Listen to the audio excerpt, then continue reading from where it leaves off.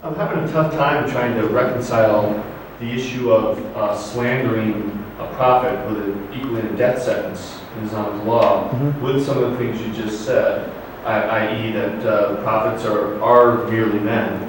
And also something else that I think I've heard in the Hadith or the Quran, that people find God in their own time.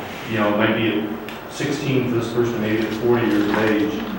So how, if that's true? Well, there would be no, because I mean, if you slander another human being, you're whipped in Islam. In other words, if I accuse somebody in here of adultery, the Islamic punishment is that I'm whipped. Okay. Because that is prohibited to do that. And there's very severe consequences for it because of its impact on society.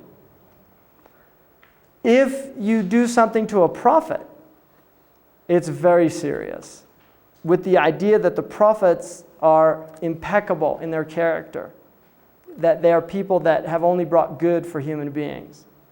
And if you do want to say something about them, then you say it not in the public space, in the private space. In other words, that's again between you and God. But if you bring that out into the public space, then it creates a type of tension in the society that is very serious, according to the Muslims. And I'd like to add to that many of the people that persecuted the Prophet, he forgave them. absolutely physical persecution. Yeah, he forgave them.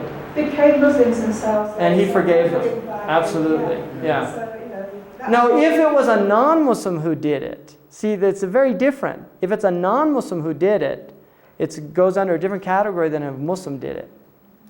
Do you see what I mean? In other words, this law relates to Muslims who say bad things about the Prophet ﷺ. I think also in terms of you reconciling and understanding what you said before about the entire Shariah being in place in an Islamic setting is a pretty important piece in terms of understanding how that can possibly be a reality for the punishment. It's not like one of us here would blaspheme the Prophet and that would be a lot of punishment for the Islamic law. I mean, maybe you just emphasize that. Yeah, that's a good point. So that does not hold for non-Islamic people?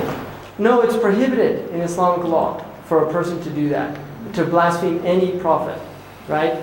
But for a Muslim, it's a death penalty. For a non-Muslim, they are tried, and if they become Muslim, right? If it was towards the Prophet Muhammad, then it's not. If they don't, and they say, you know, that they adhere to that, because it's prohibited for the Muslims even to curse false gods in the Quran. It says, "لا تسبوا الذين يدعون من دون الله فيسبوا الله عدوا بغير علم." Do not curse the false gods of other people.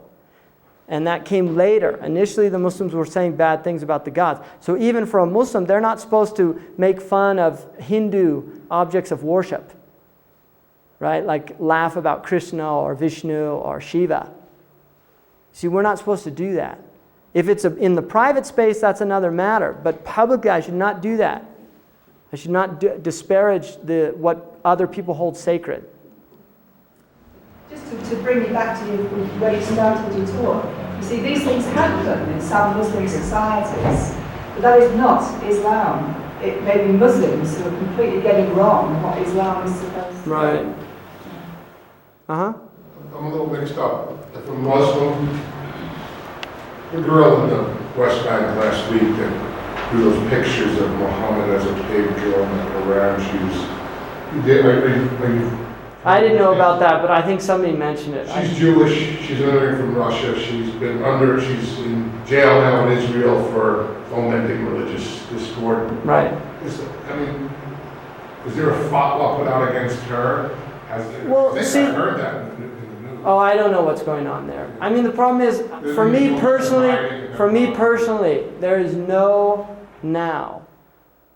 the Muslim world, there is not any government that is implementing Islamic law. Not one. None. Zero. Sudan, I don't know. I mean, I'm not there, and I don't know. But I'd be amazed if they were. You know. But because she's not Muslim, I don't understand. If a Muslim... She would be, in a Muslim country, if that happened, she would be taken to, there would be a trial.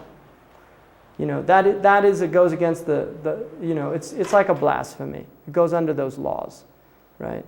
Do all those Muslim countries though contend that they are implementing Islamic law? Some of them do, some of them don't. Most of them will say that it is the law of the constitution or the state, but none of them do. I think probably the only ones that would claim to is Arabia, like what they call Saudi Arabia now, Sudan, and maybe Afghanistan would probably claim that they do also, and Iran.